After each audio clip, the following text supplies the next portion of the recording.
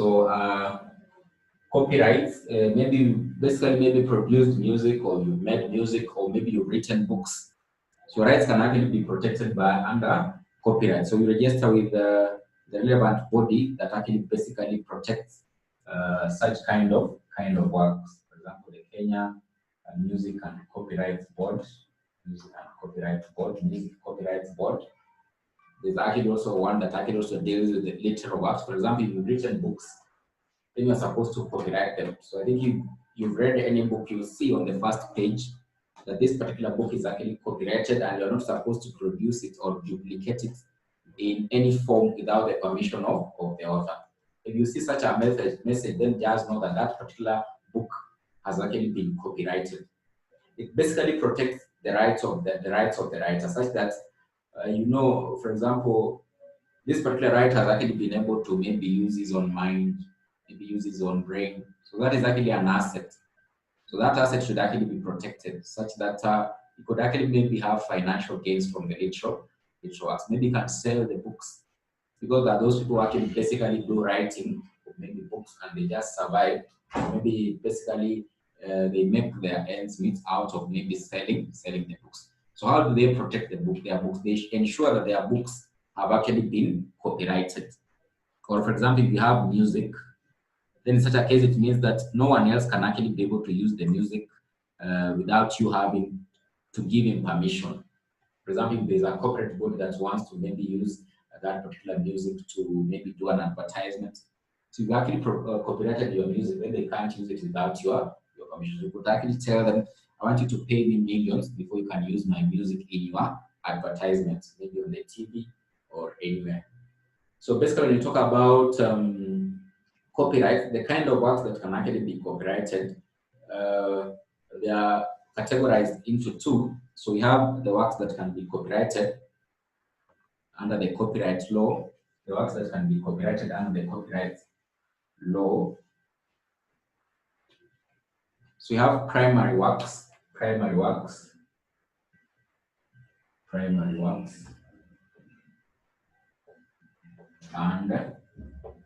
secondary works, and secondary works. So when you talk about primary works,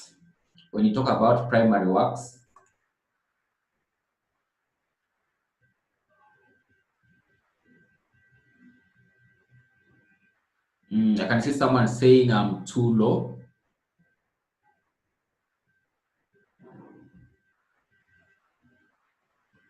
I don't know. Am I audible? I can see Immaculate says I'm too low. The others, can you be able to hear me clearly, loud and clear? Or is everyone?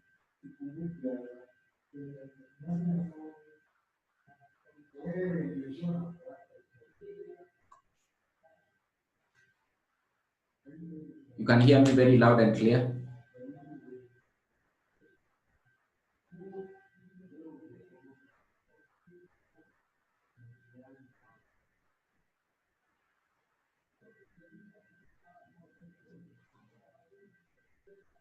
I'm audible enough. So I think maybe Immaculate, you can check your gadget, just increase the volume.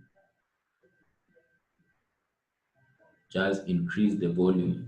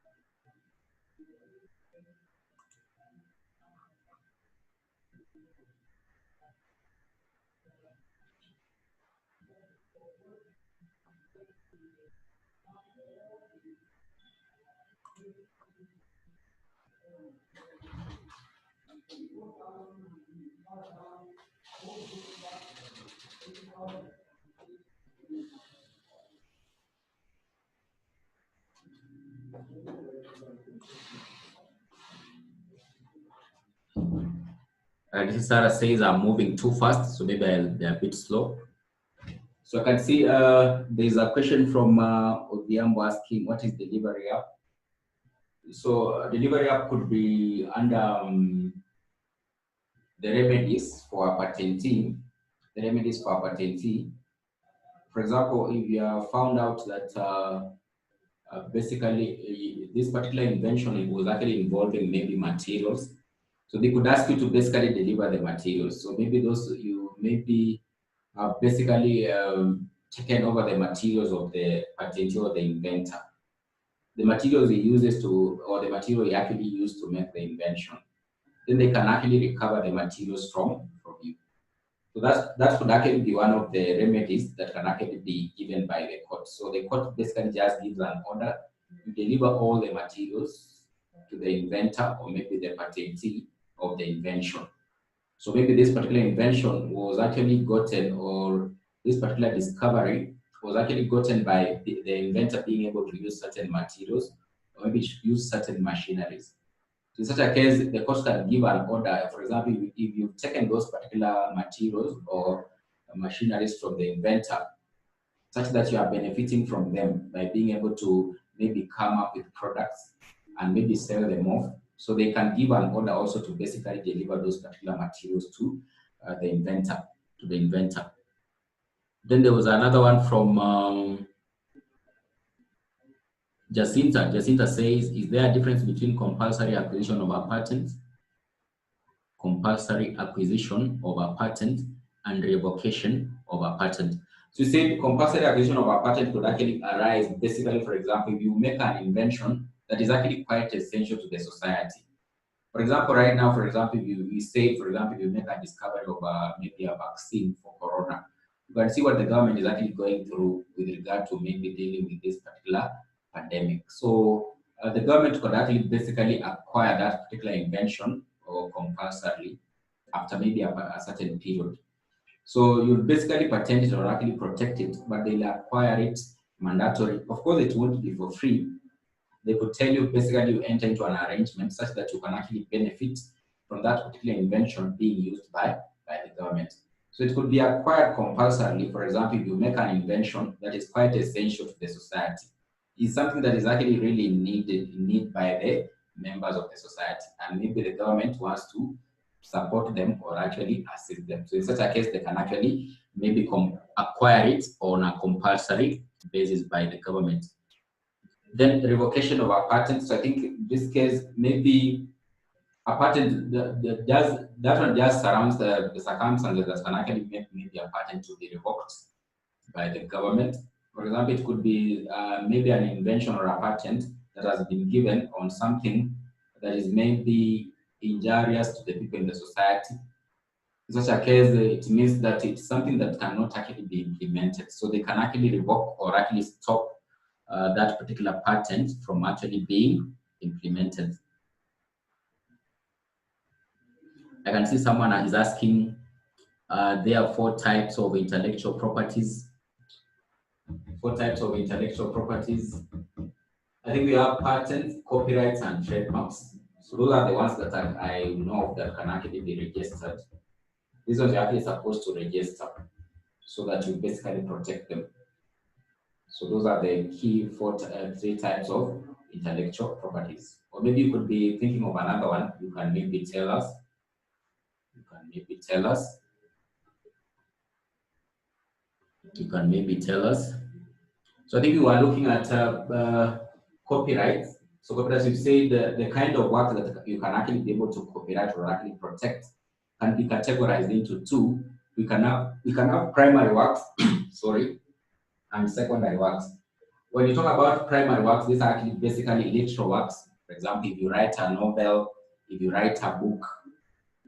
So those are basically mostly in written form will actually be categorized as actually being under primary works, So these are basically things to do with something that has actually been authored. It could be a magazine that you're actually authoring. It could be a book. something that you've actually been able to author, and you have actually put it in maybe in a different form. It could be in a soft form. It could maybe you've stored it on maybe a computer. So if you have actually been able to copyright that particular material, whether in soft form or maybe in hard form, but it's actually something you've actually been able to write or actually author. It could be an article or something, anything that you have actually been, that has actually been authored by anyone. It could be a magazine, anything that is actually authored, or any article that has actually been authored will be categorized under primary works. So, for example, you basically written an article and you want basically to protect it, then you have to basically copyright it, such that there is not any other person who can actually be able to duplicate it in the future. Such that if anyone else wants to use it, then of course he has to seek for permission. He has to seek for permission. Then secondary works, these actually include things like maybe performances, like music, production, maybe broadcasts. So sometimes you've seen, for example, if there's a TV station that wants basically to bring a certain story by borrowing a story from another, maybe TV station, they clearly indicate basically this one has actually been maybe borrowed from Super Sport.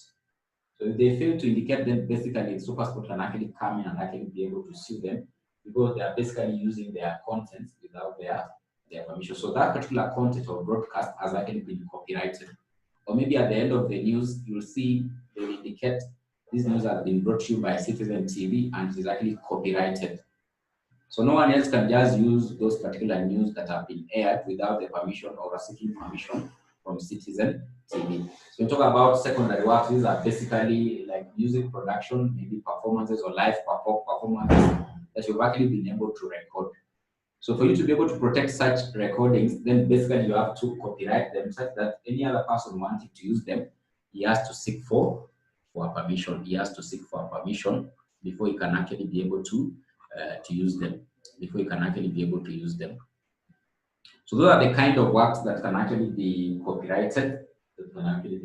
So primary works, so they include authorships or anything that have actually been authored, like books. For example, if you author a book, then you can protect it by being able to copyright it. So no one can actually be able to just reproduce the book in any form, because what normally actually happens, for example, if you've written a book, then you find out that someone is actually photocopying, you basically report to the copyrights board.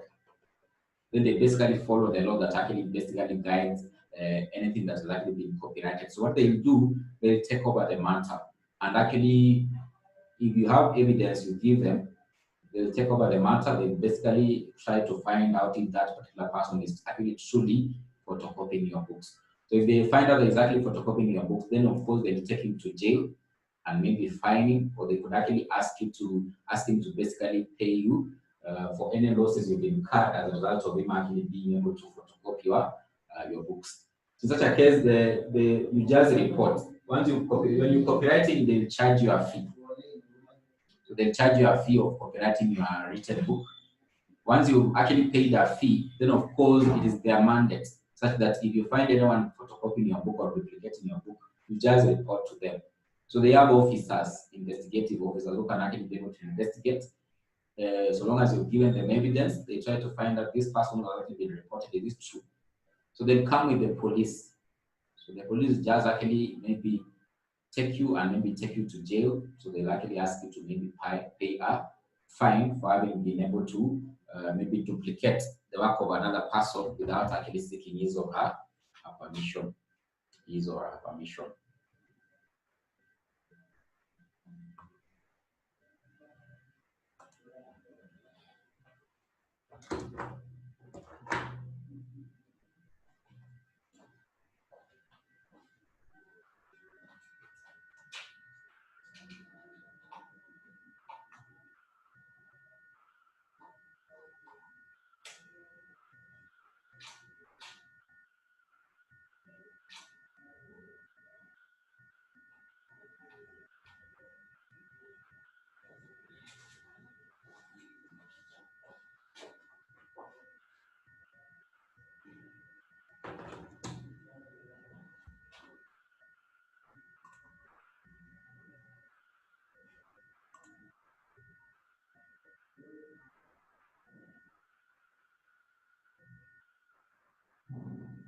So what are the rules that actually govern copywriting or copywriting your work? So basically, this particular copyright will actually be applied on primary or secondary works. Then it subsists automatically upon creation of the work. So it will start basically operating upon creation of the work, so long as you've actually been able to copyright it. It will actually start subsisting since when you actually created the work. So for example, if you create it, then maybe you register it within a day or two. It basically subsists from the time you actually created the work, the time you actually created the work. Then it need not to be granted or registered. It need not to be granted or registered. So basically what you just need to do is basically to give a copy to the copyright board of what you've actually been able to produce. But once you give the copy, of course, you pay a fee. So they tell you to deposit a copy of your book. So with them, then of course pay a certain fee. So of course, once you've given that evidence that you produced a book by giving them a copy, then of course you can actually be able to take to them any matter concerning any duplication of your work. Then the subject matter must be original. So it must be something that is original. So you can, for example, be able to, so maybe you do a song, you seek a permission from an artist, you do his song, maybe in another version. So that one is not actually original work. So you just maybe copy this song and actually done it in another form. So that is not actually original work. So you can't actually be able to maybe copyright it or maybe say it as copyright.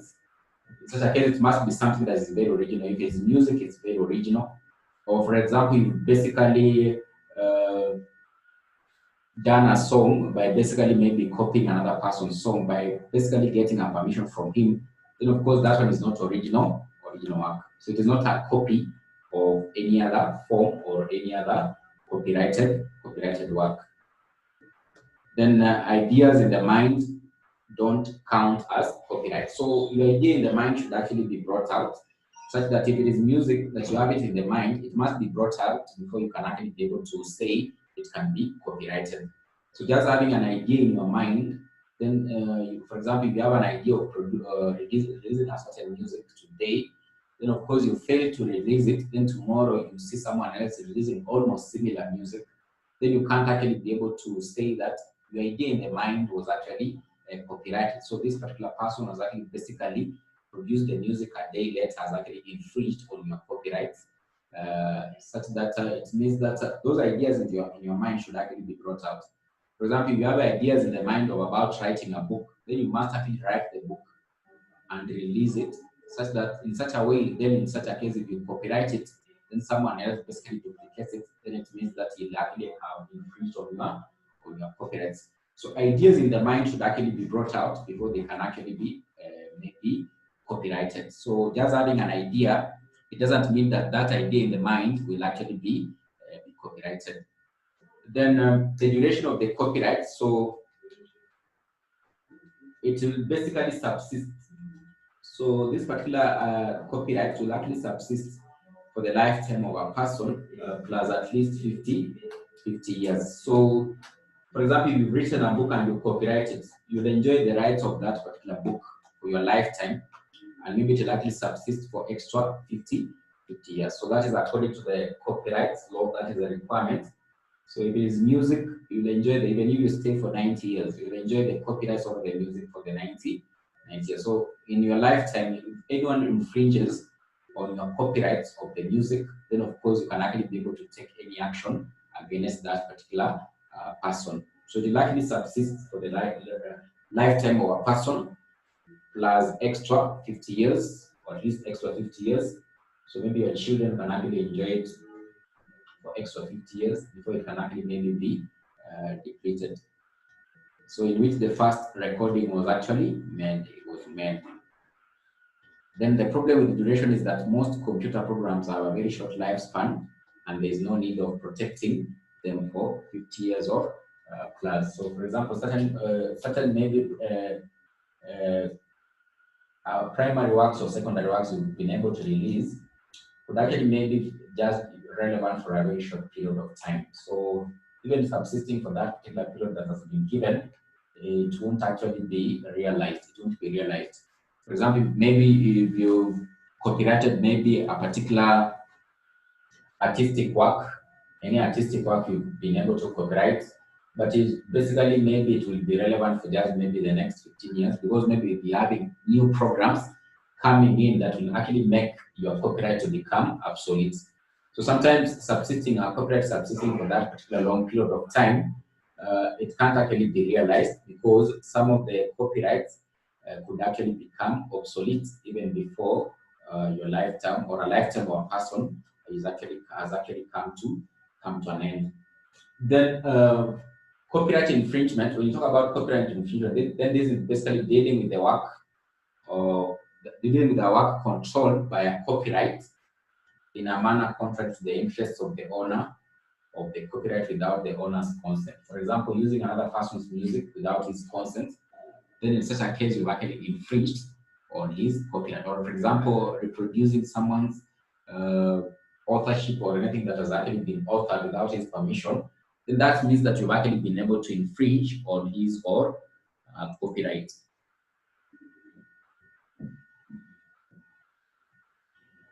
So reliefs are available for infringement. So reliefs are available for infringement. Basically, those are remedies that can actually be available. So they are the most obvious ones that can actually be given. So they can actually fine the person who has actually infringed the copyright. They can ask you to pay for the damages, because if someone uses your music without your permission, then of course you could actually incur certain losses. Maybe you might not actually basically sell your music as the way you wanted.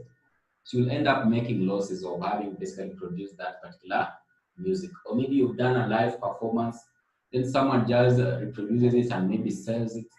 So you won't actually be able to make maybe enough sales without actually, if anyone has actually basically infringed on your copyrights, because you want to be the only person selling the music, or maybe be the only person who's actually been able to produce the music. So if anyone basically copies your music and sells it, you will incur several losses.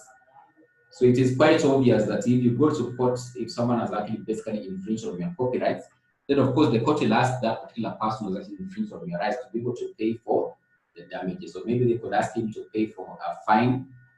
They could ask him to pay for a fine, or maybe if he has basically benefited by gaining any profits, they would ask him to basically pay you all the profits. Or maybe if someone has actually been able to, sometimes, for example, it could be maybe someone came and actually, for example, if they find out that he has at his place, that place is actually photocopying the books. He has a copy of all your books there. So such that he gets, anytime anyone wants it, he just takes it and actually photocopies it. So they could actually ask him to basically, or they could actually take over all those particular original works of yours from his premises or place, whereby he's actually being able to infringe on your copyright. For example, if there are books that are stored at his maybe house, they could just do what is known as delivery up, take up those particular books and basically now deliver them to the original owner. So they could actually place an injunction, stop that particular person from infringing on your rights or on your copyrights. So basically, they talk about for that particular paper question being asked by its Infinix or Tate, explain 3 reliefs that are available for a copyright infringement. So they're asking for what are the remedies. For example, if you go to court, they'll actually be able to issue, or how will they actually be able to resolve a problem of copyright infringement. So they'll stop the person, they'll ask the person to pay you damages, they'll ask the person to give you any profits as gains by infringing on your copyright. They could ask him to basically give you all the original works that he has, that he basically uses them. For example, if it is maybe a CD of a music, he just duplicates it, or maybe on his computer. So they could actually take over all those computers that he's using to basically infringe on copyrights from his or her premises, or from his or her premises.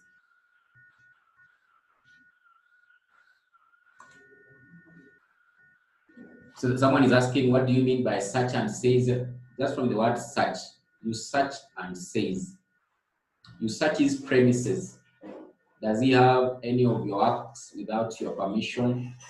For example, if someone staying in a house somewhere, then you report that he has actually infringed on your copyright.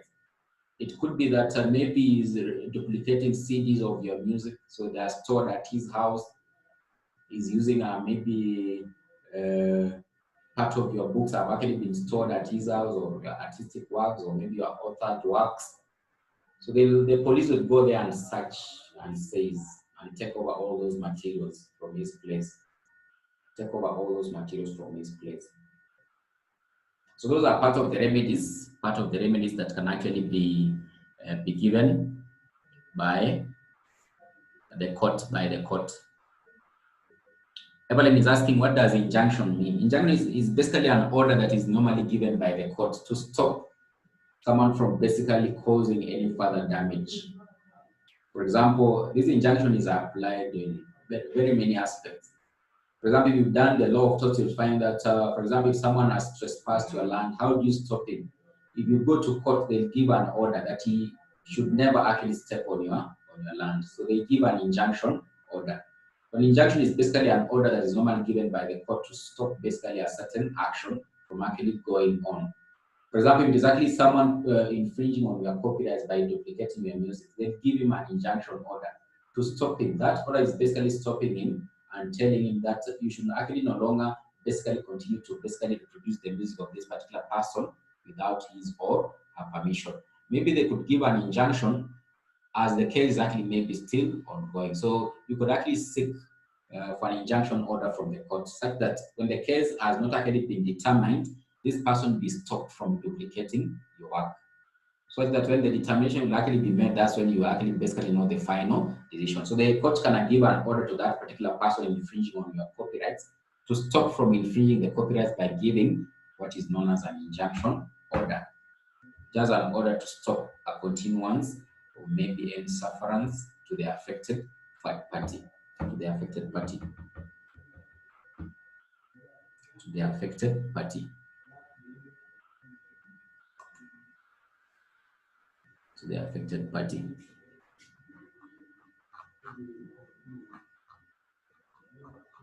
So I think, I don't know if I had sent these notes because I can see maybe some of you had actually read ahead. So I want to maybe look at, or maybe those questions are from the past paper, I don't know. So we have, we've seen the remedies. That's what someone has asked there. Remedies in case of infringement of our copyright. Then the defense, maybe you can look at the defenses. What are the defenses you can actually be able to use in case, for example, you've actually been found capable of being guilty of an infringement of our copyright. So maybe you can say you got consent. You can say this particular person allowed me to duplicate his book. So that can be a form of defense. Maybe you did that particular duplication or infringe on the copyright due to public interest. If, for example, if that particular infringement or that particular copyright work is required by the public, or there's a public interest that basically maybe they get a copy of what you're actually infringing on. So due to public interest, you could actually say the copyright is no longer in subsistence, or is actually no longer in existence, or maybe it is not actually an original work. You could actually say this is not actually the original work of this particular person, so it can't actually be copyrighted because there was another person maybe who produced the same music. Because we've said for you to be able to copyright, then it must actually be original work, not actually something you've actually copied from another person. Such copied works cannot actually be copyrighted. So you did it in the cause of maybe fair dealing. Fair dealing, maybe you are basically using that particular work to maybe bring in, you've seen maybe certain persons on the TV actually basically analyzing music. So they just play the music to do an analysis or maybe bring in criticism. In such a case, you can actually use that as a form of defense. We are just doing an analysis and basically comparing different kind of music. So, for example, you are doing a review, or maybe you did it through maybe fair dealing, but the way you basically used the work of another person was not actually unfair to him. So, for example, if the use of the work is actually in a fair way, then that can be a form of defense.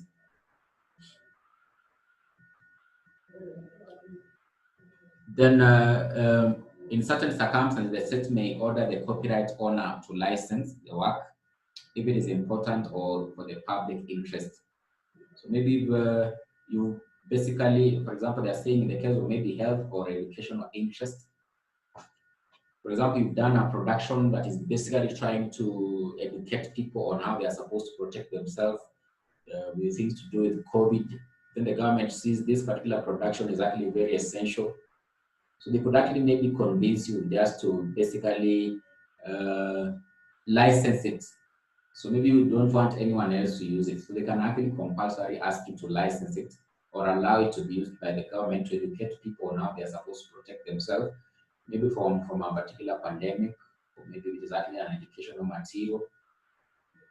Since this particular material is actually required for public interest, the public really needs it because it will actually assist them. But you, as basically the person who actually produced it, has copyrighted it, and you don't want anyone else to use it. You just want it to maybe stay there, no one else to use it. So it could be acquired compulsorily by the government, or the government would ask you to license it. So when you license it, maybe you could actually ask the licensing to be done, but not for free. You'll be paid maybe a token or something, such that it can actually be used to educate the public, or just basically for the benefit of the public, or if it is actually in the public interest, such copyrighted work be used. Such copyrighted work be used.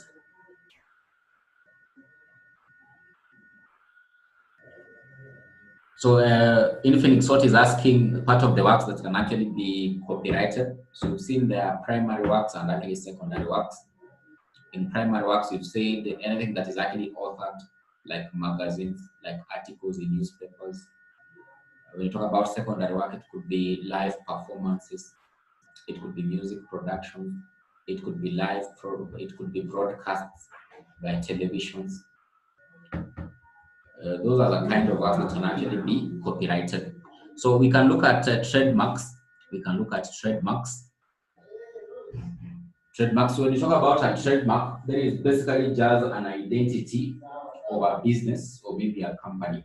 So that particular identity should actually be trademarked or actually be protected under what is known as a trademark. So once you trademark it, then you have actually been able to protect it. No one else can actually be able to use that particular signage or maybe logo. For example, you'll find out that the logo for Safaricom, no one else can actually be able to use it for his or her own benefit because it has actually been trademarked. It is the identity of Safaricom, the logo of Equity Bank. You can't actually be able to use it. Anyone else can't be able to use it. It has actually been trademarked. So before you use it, you have to seek for permission from Equity Bank so that they can actually be able to allow you to use it.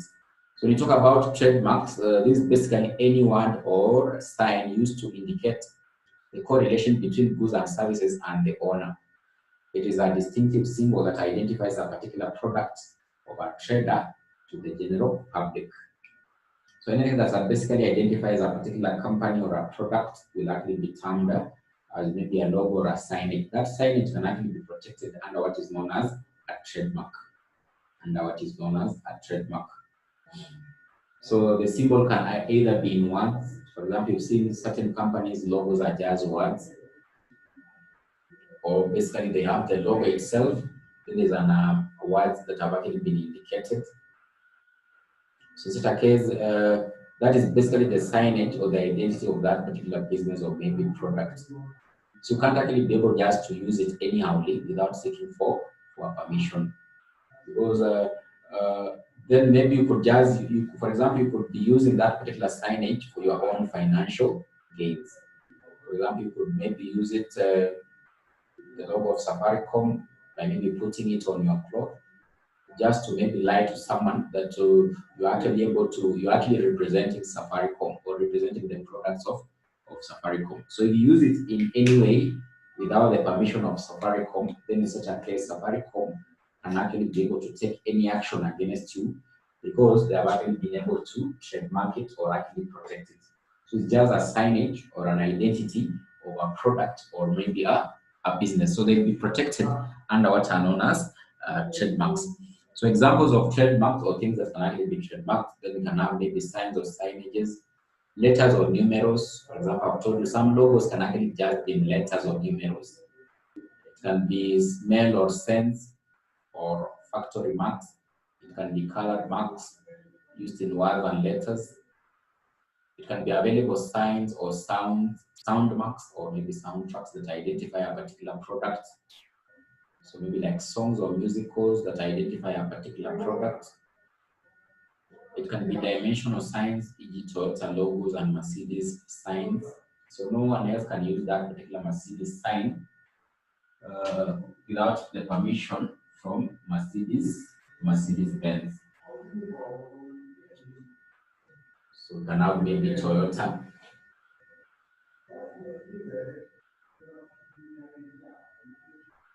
So no one else can just be able to use that particular signage without the permission of Toyota, because it's exactly their trademark.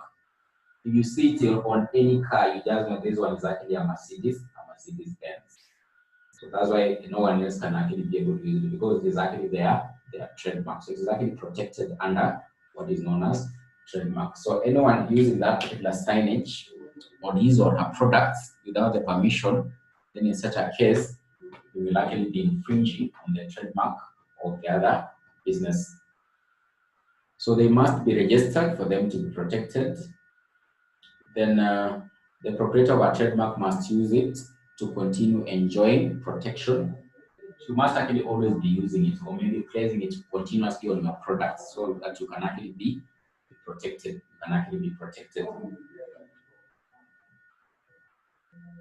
So maybe you can look at a few past paper questions, then maybe you can see. Let me just try to get those particular questions from the past papers. Then we can actually also look at law of contract before we can call it a night.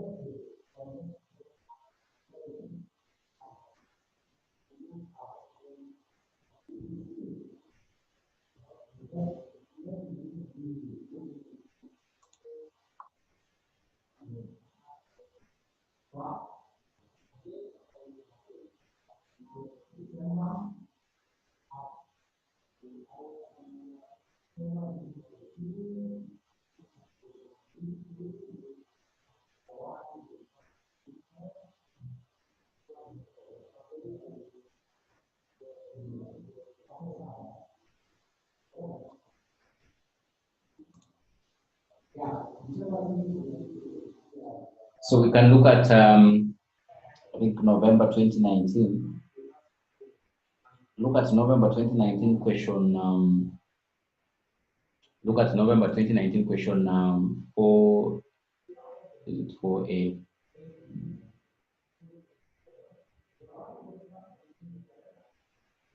For A,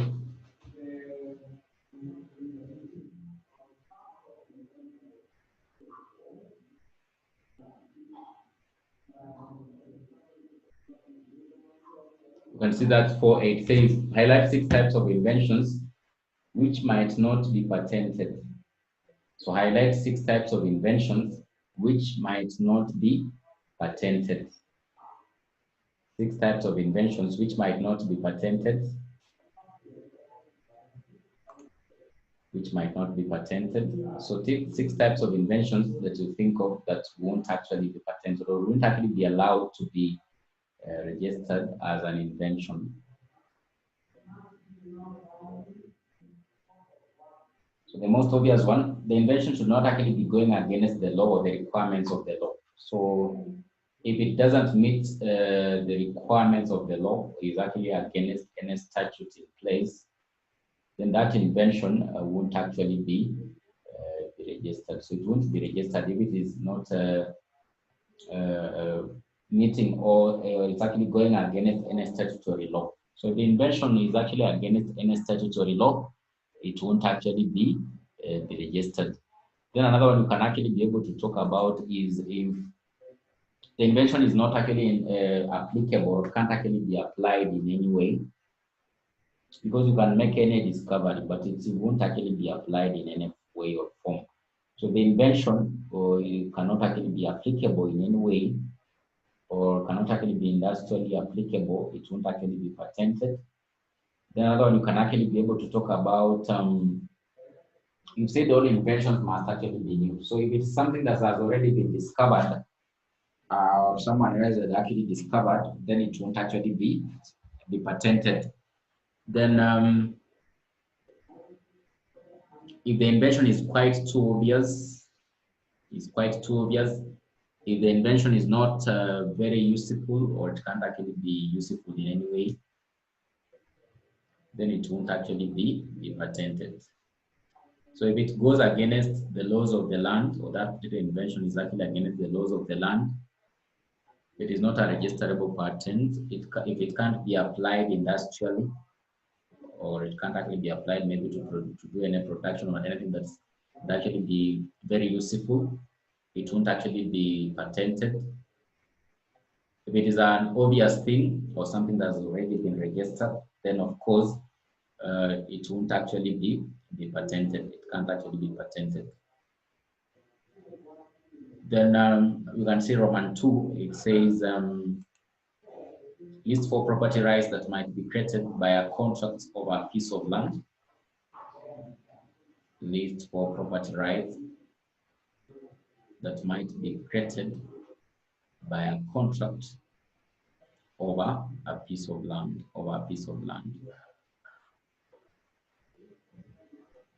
by contract over a piece of land. So what do you think are the rights that can actually be created by a contract over a piece of land? Of course, you can have mortgages. You can basically enter into an agreement or a mortgage agreement or a mortgage contract by use of a piece of land. the use of a piece of land.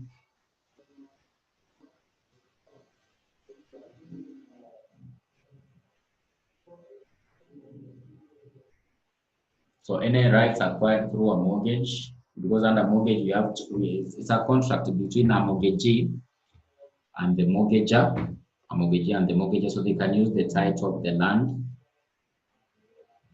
You can have a lease agreement. You can have a lease agreement. So a lease agreement or a lease contract can actually create rights over land.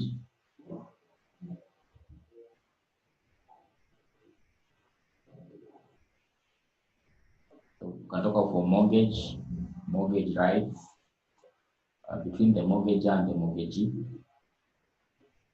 So when you talk about mortgage, it's basically where now someone is actually able to use maybe land as a security to be able to get a loan.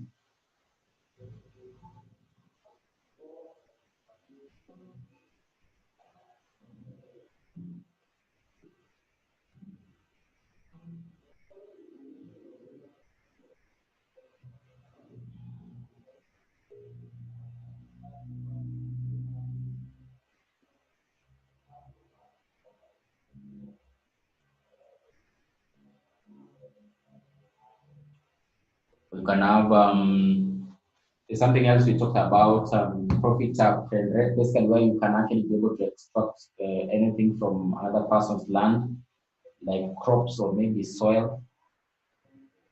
You can talk about encumbrances.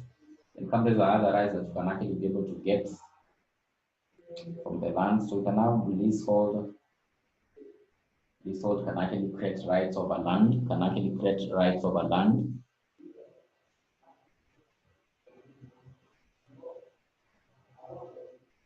Leasehold can create rights over land through a contract. You can have profit apprendre, agreeing with another party that you basically extract maybe crops or anything from your land.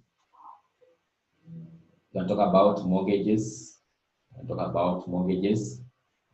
You can talk about encumbrances, having the right of way on another person's land. So that other person can actually be able to allow you to be able to use your land or as a way, then of course it can actually be another right you can acquire over land.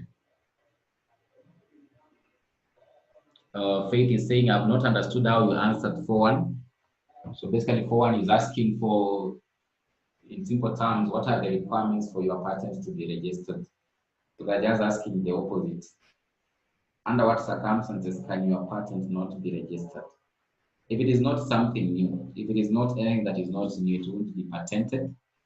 It is if it can't be applied in any way industrially or maybe to produce anything industrially, maybe products, it won't actually be registered. If that particular invention you made or that particular discovery is actually against any laws of the land. For example, Kenya has its own laws. So you make an invention that is not actually conforming to those laws, it won't be patented. So that is another reason that you can actually be able to talk about. So basically, they're just asking for the opposite of the requirements of your patent being registered. If it is a most obvious thing, it won't be registered. If it is anything that is not new, it is not a new discovery. It's something that has already been invented by someone else, so they won't register it. Or basically, you can't actually be able to patent it. You can't actually be able to patent it. If it is a very obvious thing, or it can't actually be applied in any way or any form, it could be maybe an invention that is basically maybe causing injury to maybe members of the society. In such a case, that invention won't actually be patented. Won't actually be patented.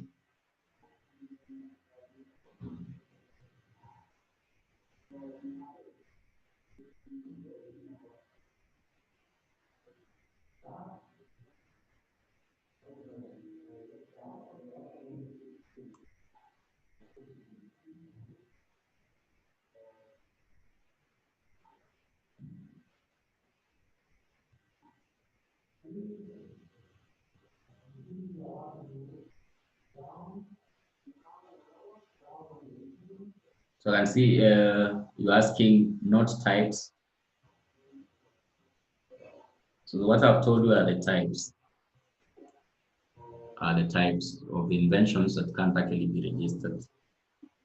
If that particular invention is under a type of which it is maybe going against the laws of the land, if it can be categorized under going against the laws of the land, it won't be registered. So what I've just told you are the types that can't be registered. Those are the answers.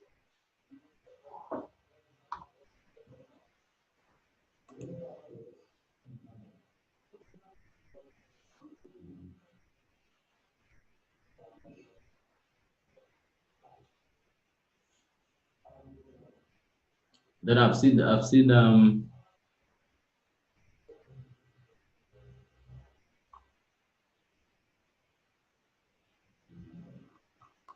let me try to look for another one. But if you see any other one, you can maybe highlight it.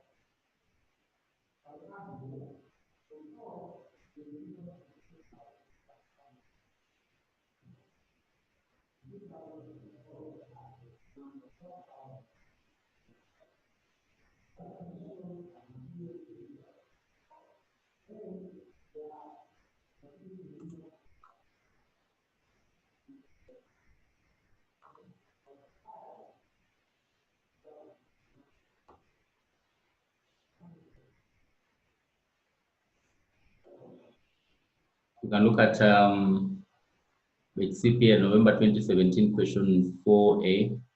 With reference to the law of intellectual property, discuss four advantages of registering an industrial design. So the advantages of registering an industrial design. Advantages of registering an industrial design.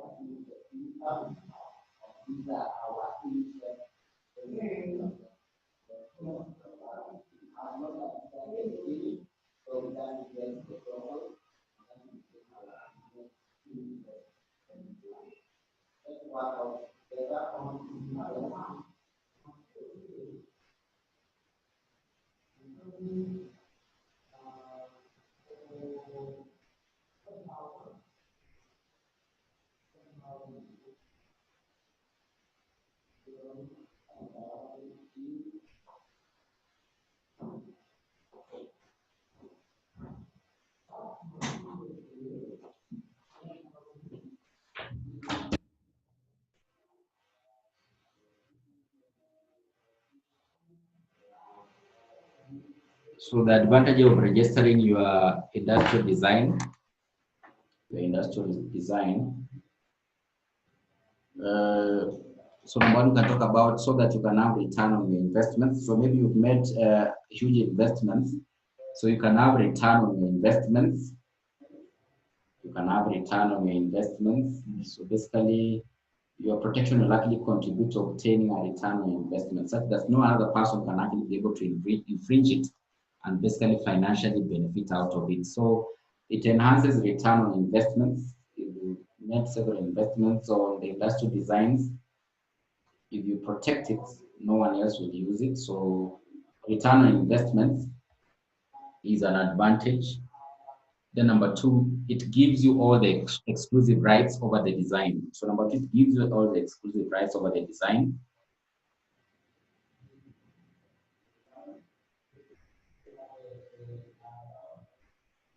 So as to exclude others from copying it or exploiting your industrial design. Then another way, if you protect your industrial design, it basically strengthens your brand. Your brand will likely be strengthened because no one else will likely be using that particular design to produce maybe any product.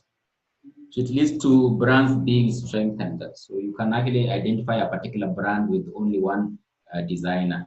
So it strengthens brands. It strengthens brands or a brand of maybe a particular body or corporate body.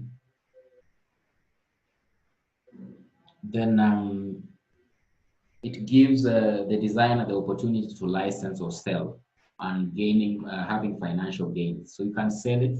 So it gives the designer the opportunity to license or sell that particular industrial design. So that is another advantage you can get.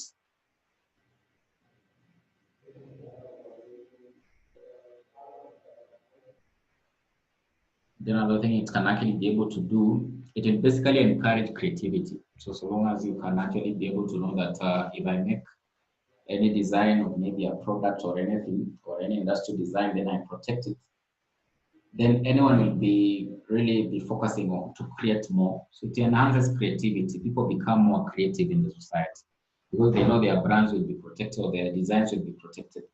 So it enhances creativity. So that's another one. It enhances creativity. It enhances creativity.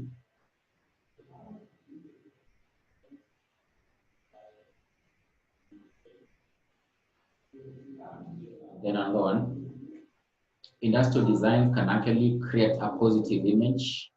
Industrial designs can create a positive image and increase the market value of the company's products. So they create a positive image about the company, can create a positive image about the company and increase the market value of its products.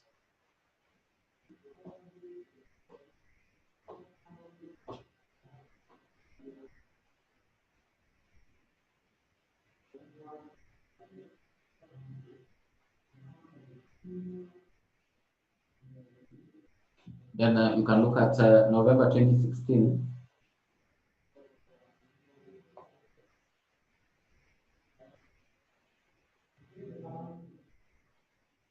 November 2016, it says question 4B. It says question 4B, November 2016, question 4B.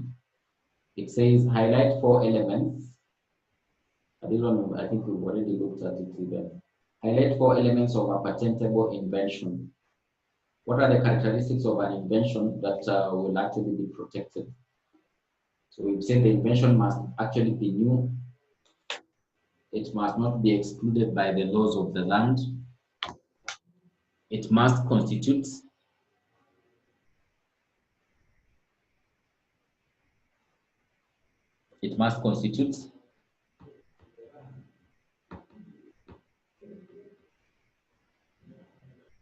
an invention that is not quite obvious, It must be industrially applicable.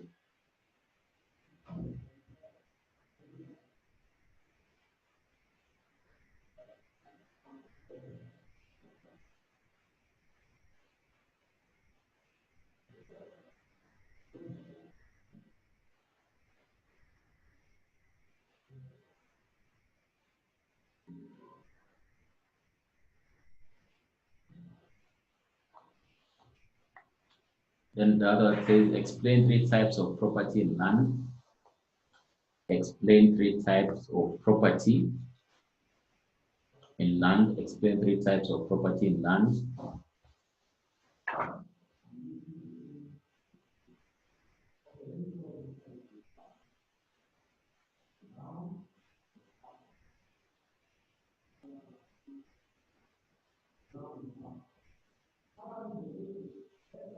You can talk about freehold. You can say freehold. So I think freeholder is one. We explained that you enjoy the rights over the land for an indefinite period of time.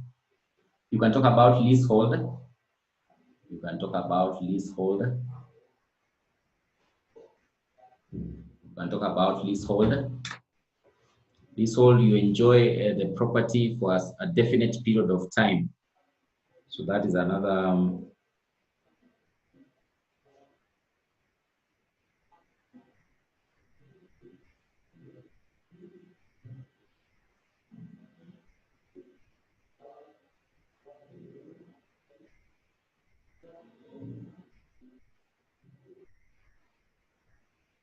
Then you can talk about property charters. We can talk about property charters. You can say freehold. Freehold. That's one we did not actually describe it in our notes. Leasehold. Leasehold. We can talk about property charters over land. In this case, we mean any other rights over land which are not actually really freehold. So we can say property charters over land, e.g.,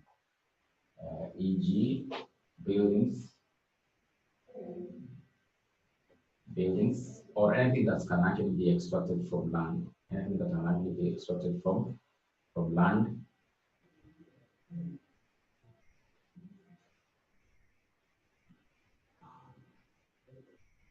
So property charters over land.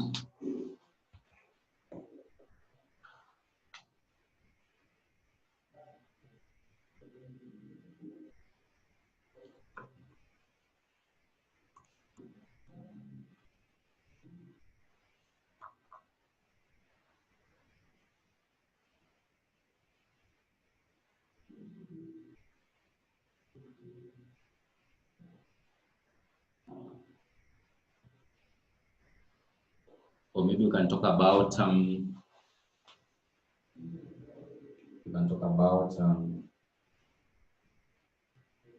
can say servitude. Then you can actually also maybe just mention encumbrances.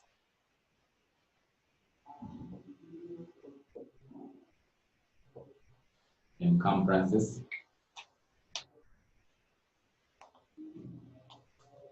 Now freehold, leasehold, property charters over land like buildings, servitude, other interests in land, or maybe you can talk about encumbrances.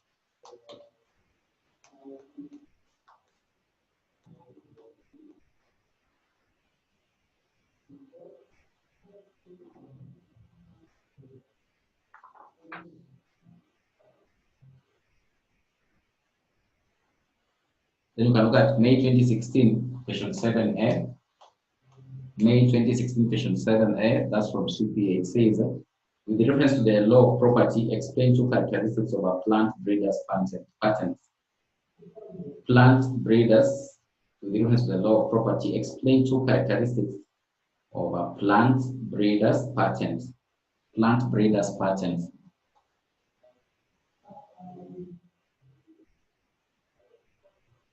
Plant breeder's patent. So you could be wondering, what is a plant breeder's patent?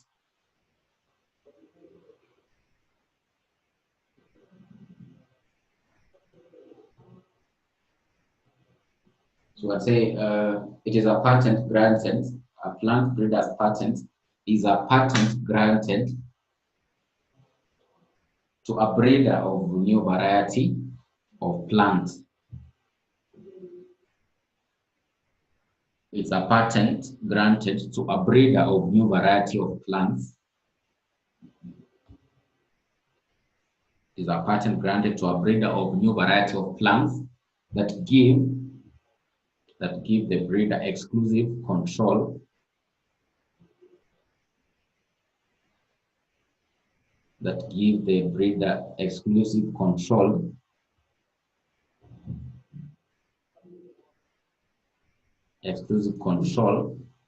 over the seeds,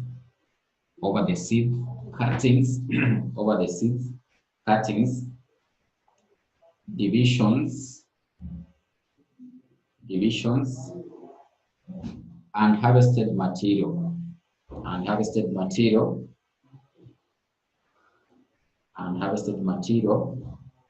of the plant for a number of years.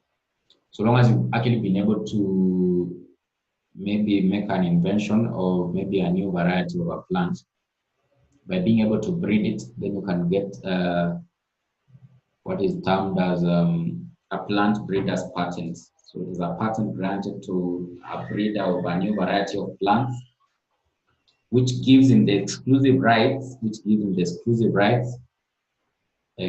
rights, or control over the seeds, cuttings, divisions, or harvested materials of the plant, So any harvest out of the plant, you can't be able just to use it. You have to get the rights from the patentee or the breeder of the plant. So that is what we mean by that. So they're asking for 2 characteristics of the plant breeders.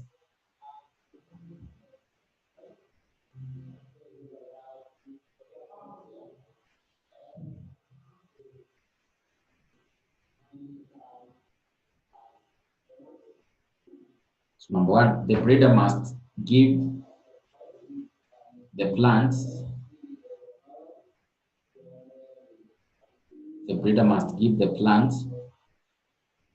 an acceptable denomination or generic name. The breeder must give the plant an acceptable denomination or generic name. The breeder must give the variety of the plant an acceptable denomination or generic name, which must be used by everyone marketing the plant.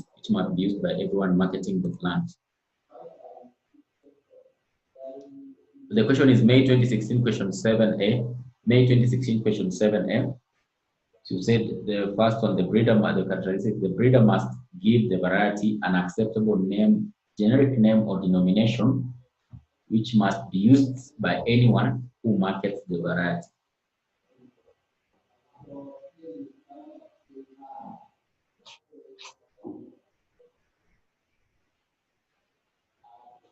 Then the patent rights are granted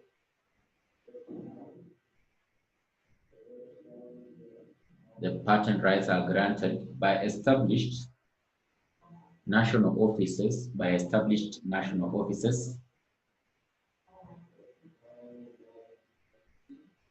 The rights of the patent are granted by the plant variety rights are granted by national offices, by established national offices after examination.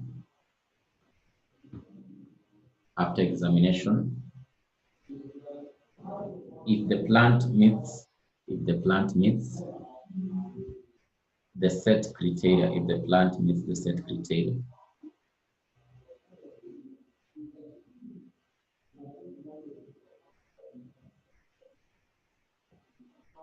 Then alone can talk about breeders can bring a suit in a court of law. Breeders can bring a suit or take action in a court of law,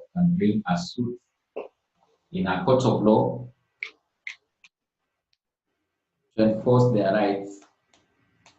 Breeders can bring a suit in a court of law to enforce their rights.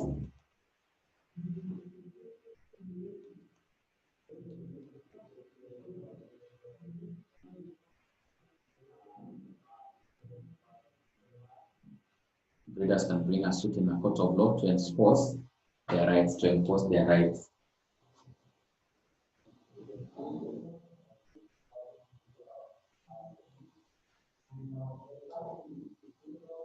Then we can look at the last one before we start something on law of contract, just in the next 15 or 20 minutes. So the last one we can look at is November 2015, question 4A. It says, summarize 6 ways in which a lease agreement might be terminated. Summarize 6 ways in which a lease agreement might be terminated.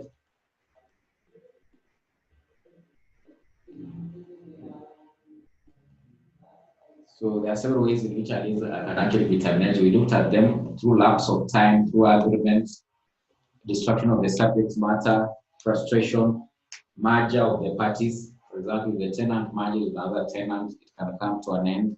Through surrender, one of the parties actually surrendering.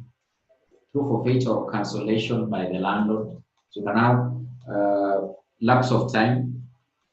When the time for leasing a property comes to an end, that particular lease agreement will come to an end. Through an agreement, or maybe just through a notice by any of the parties, you can notify your landlord that you want to exit this premises. Through merge of the parties, maybe the landlord merges with another one, so it means a new lease has to be drafted. Through frustration, or maybe destruction of the subject matter through frustration. So the building someone is actually staying in is destroyed. In such a case, there won't be the subject matter to creation of the lease agreement. Through forfeiture or cancellation by the landlord, for example, if the agreement allows that the landlord can actually basically forfeit or cancel that particular lease agreement. For example, if you fail to pay your rent, then you can cancel that lease and actually evict you from the premises. Evict you from the premises. From the premises. So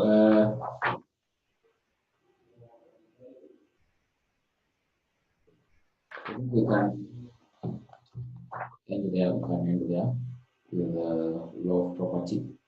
So there are those who are actually asking about law of contract. Law of contract.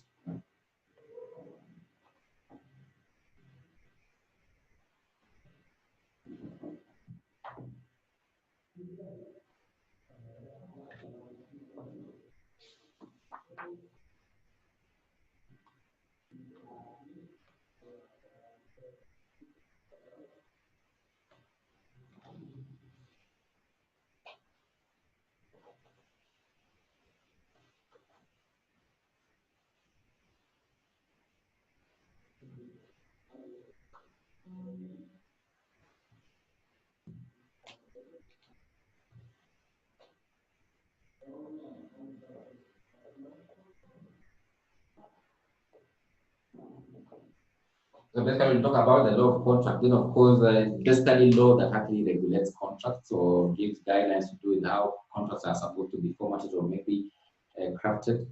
So in this case, a contract is just an agreement between parties. It's just an agreement between parties, or basically being able, one is actually basically to fulfill an obligation for the other one, and the other one is actually basically able to pay what is known as a consideration. So in this regard, when you talk about a contract, it's just an agreement between parties. But this particular agreement, it has certain essentials so that it can actually be categorized as being a contract. So it's just an agreement, but it has to meet certain essentials. So for example, if you look at May 2016, question 3B, they're asking, explain 4 essential elements of an enforceable or a valid contract. This basically means that if these particular elements actually exist or characteristics actually exist in an agreement, it will be termed as being a contract. So a contract is simply an agreement between parties. But for it to actually be termed as a contract, it has to meet certain essentials. So if you look at that particular question, May 2016, they're asking, explain 4 essential elements of an enforceable or a valid contract. 4 essential elements of an enforceable or a valid contract. So that is the first thing that should actually be able to know about contracts. What are the essentials? What are the key characteristics that must actually be in existence for an agreement to be termed as actually being a contract? So first of all, it must actually have what is known as an offer and an acceptance. So we are saying there will be 2 parties. There will be two parties under contract entering into an agreement. This agreement must meet certain essentials before it can be termed as actually being a contract. So it's an agreement between two parties. These two parties, they will be termed as the offerer and the offeree. So this is the one who basically gives the offer. Because we are saying the first key essential that must actually be in existence, there must be an offer and acceptance. So this one, the offerer is the one who will actually make the offer. For example, Summit is actually offering you, basically tuition. So of course, for the agreement to be created, you have to accept. How do you accept? By being able to register as a student. If you fail to register, then of course there is no agreement that is actually going to exist between Summit and you as a student. So the first key element that must be present in contract should actually be there must be someone giving an offer, one of the parties, and of course the other party, the offeree, accepting. So offer and acceptance is one of the key essentials or elements that must exist in an agreement for it to basically now turn out to be what is known as a contract, or create what is known as a binding contract between the two parties in a contract known as an offerer and an offeree. So an offer, we normally say it must actually be a lawful offer. It must be something that is actually allowed under the law. You can't actually offer something that is basically against the requirements of the law. For example, offering drugs. So drugs are actually prohibited under the laws regulating maybe citizens in Kenya. So this particular offer you are giving, giving you tuition by Summit is actually something that is actually allowed under the law, education or provision of educational services. So this particular offer must actually be lawful. Then of course it must actually be accepted by the offeree. So basically, we talk about the law is something that is actually basically allowed, maybe the law of contract or maybe any law regulating that particular kind of a contract. So basically, an offer is basically something that will be given by the offerer. What is he actually giving? Then of course you have to accept. So he could be giving goods. He's offering you goods. So that will be termed as an offer. Under sale of goods, we term the offer of goods as basically the offer. You as the buyer, you become the offeree. Then you basically accept. When you accept, it basically means you've taken the goods. You agree to take up the goods. Then there must be a lawful consideration. Lawful consideration is another key essential element. So what is the consideration the other party is actually basically paying? So Summit is giving you tuition as the offer. What are you paying? You pay school fees. So that is the consideration. So it's the price that will actually be paid under the contract. So it's basically the price paid by one of the parties for promise of the other. So Summit is promising you to offer you tuition. You pay the price. The price will actually be the consideration, which is school fees. So there must be a consideration that is being given by the other party. Of course, it's just like the other way around. You are paying fees as your offer in this case, and the consideration being given by the school is to give you tuition. So there must be a lawful consideration. You can see the term lawful is very key. It's something that is actually, that consideration you are giving is something that is actually basically allowed under the law. So that's the other key essential element that must actually be present for a contract to actually be formed between two parties. The other one is for the capacity of the parties.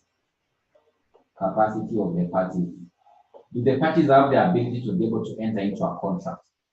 In this case, for example, can an underage or a person who's actually below 18 years be able to maybe be involved in a contract of purchase of land, entering into a land purchase agreement? That means that that particular party entering into this offer and the offeree, the two parties, must be having the capacity to be able to contract. For example, when you learn more about contracts, you find that, for example, there are certain initiating factors that will likely make one not to be able to enter into a contract. For example, an insane person, so they're actually basically prohibited from entering into maybe contract. They can't enter into contract. For example, underage, or for example, persons who have not attained the majority age, they can't enter into contract. But of course, there are exceptions if they are acquiring things like necessaries. So you can't deny a child to be able to maybe buy food because food is unnecessary. So in a nutshell, what we are saying, the parties entering into the contract must be having the capacity or the ability to be able to enter into the contract. So have they attained the requirements of being allowed under the law to be able to enter into the contract? So when you talk about capacity, the parties in the agreement must be competent to contract. Otherwise, it cannot actually be enforced by the law.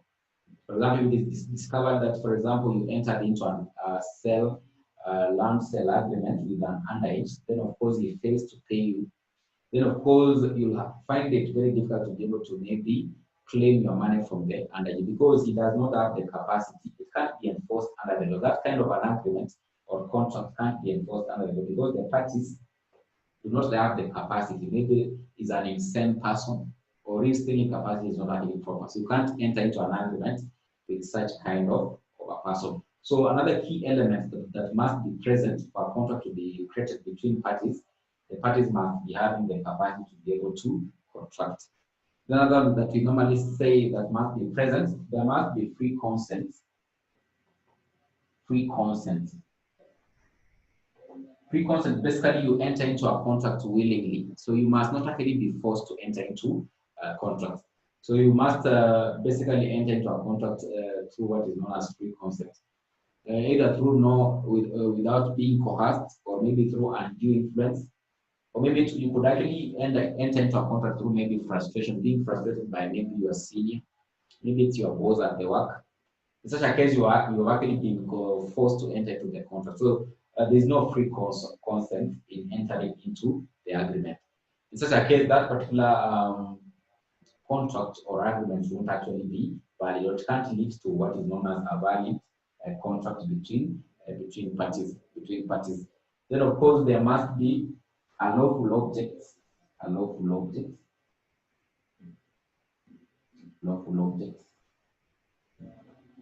So the subject matter of the contract must be something that is actually very, very lawful.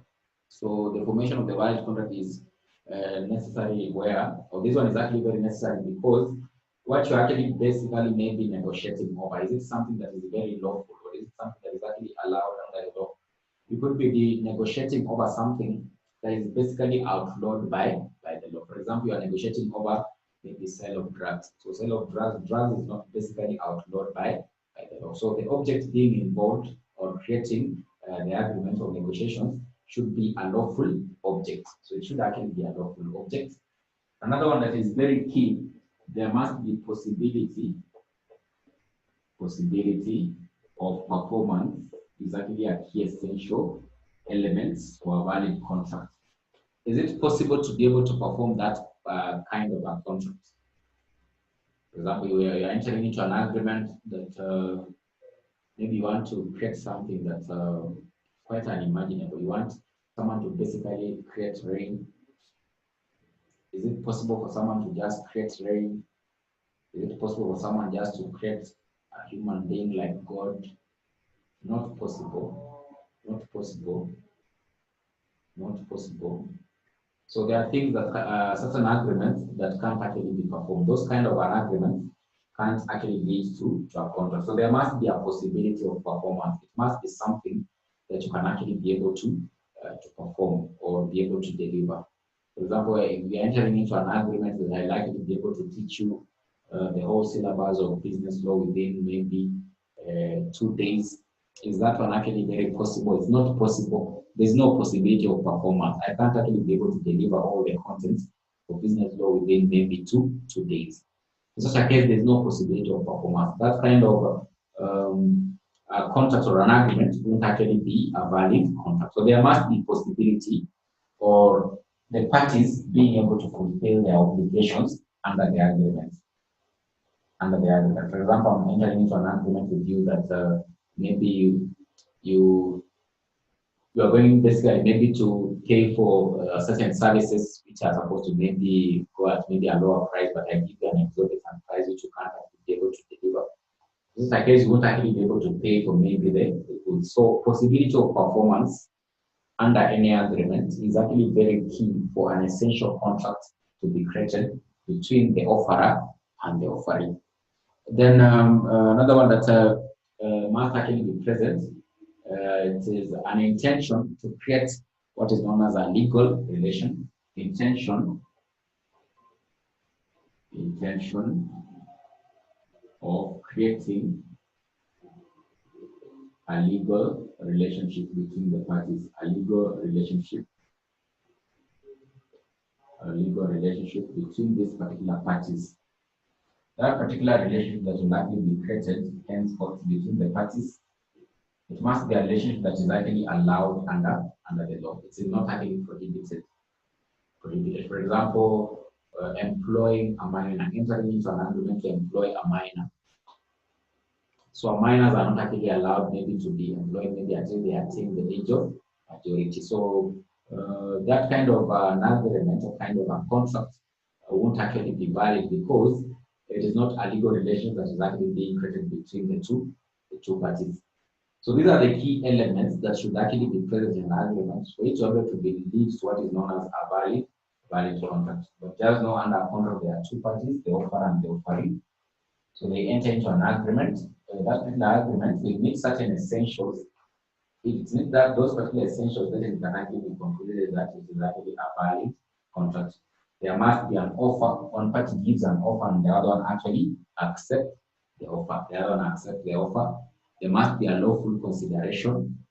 The capacity of the parties or the ability of the parties to be able to enter into the contract. For example, we've said underage or minors cannot actually be able to enter into contracts or insane persons. But of course, there are exceptions. For example, if they are acquiring necessaries, if an insane person is actually acquiring necessaries, you could be asking what are necessaries. Necessaries are actually things he can't actually be able to do without. For example, food. Then, for example, if he walks into the supermarket, he picks something, then he pays for it.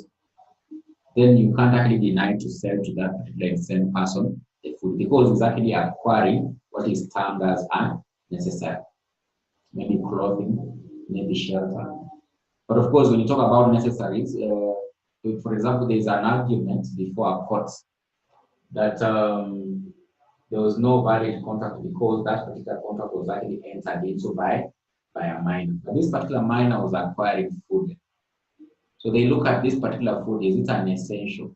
So there are certain foods that are maybe luxurious, or maybe certain clothes that are maybe luxurious, they're not really essential. So the court has to assess these particular things acquired, are they actually necessary? It could be food, but it's just luxurious food.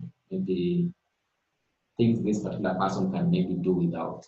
So those ones won't actually be categorized as being necessary.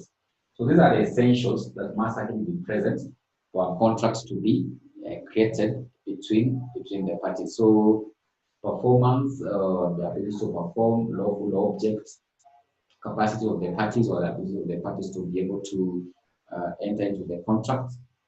Then lawful consideration. There must be a consideration. There must be a price the other parties pay.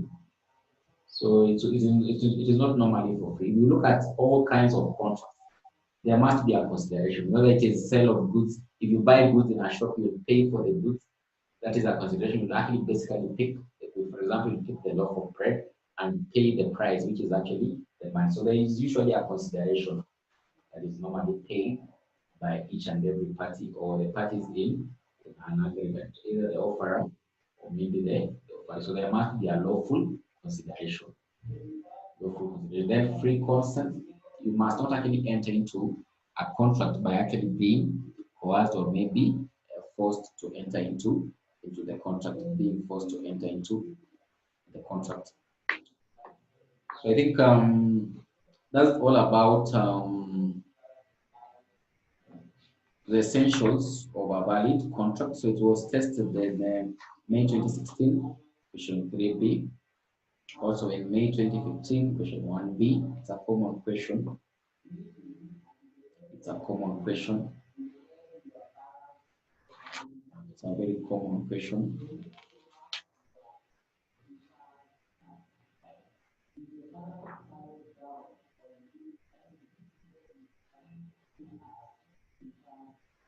It's a common question.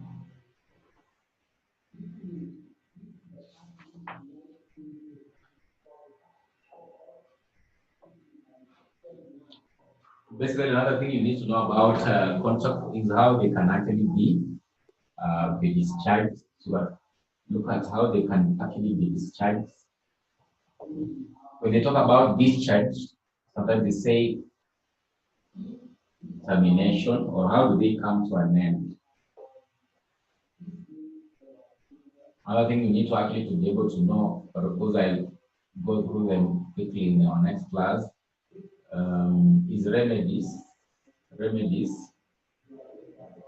for breach of contracts, for breach of contracts.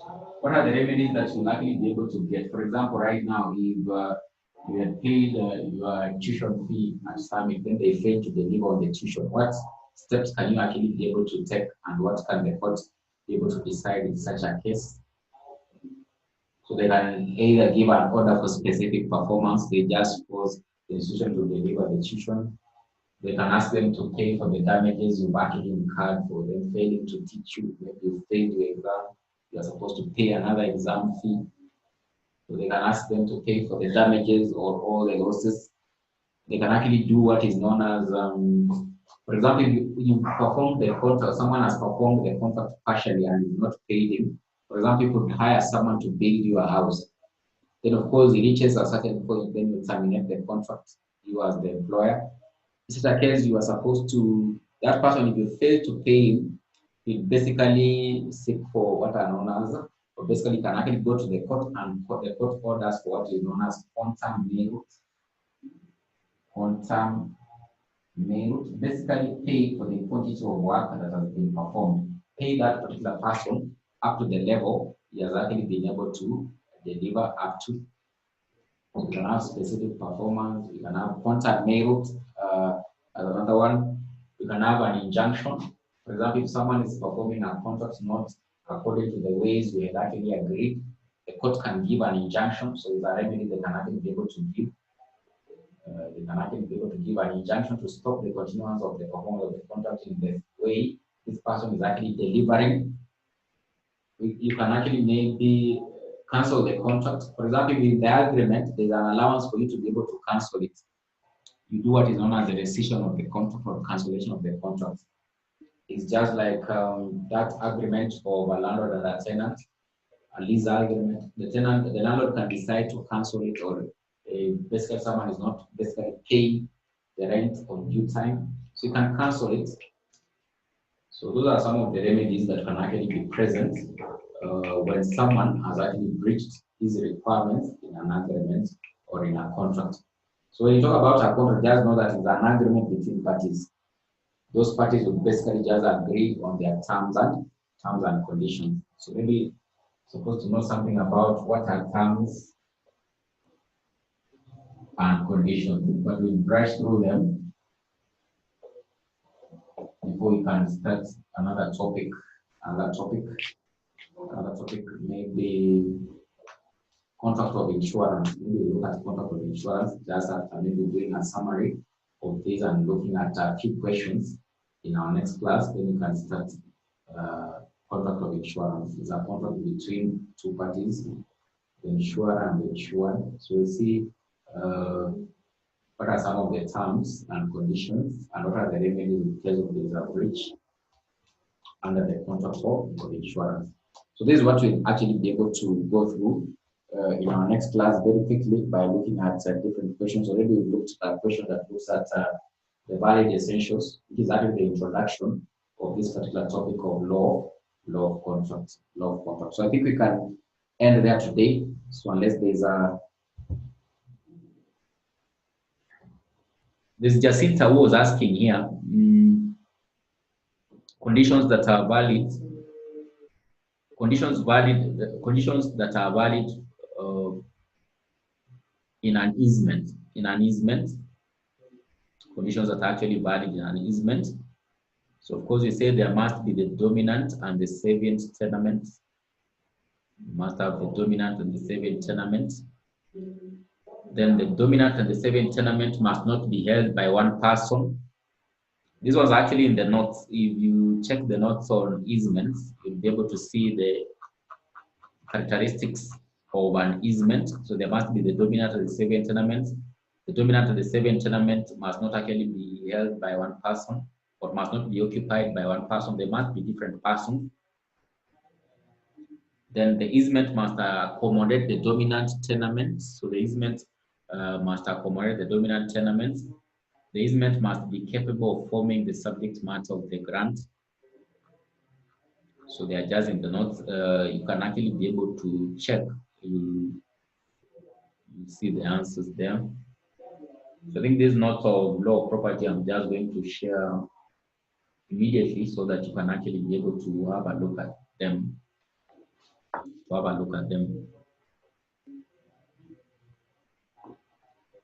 So I think we can end there today. So unless there's a pressing question, you can ask.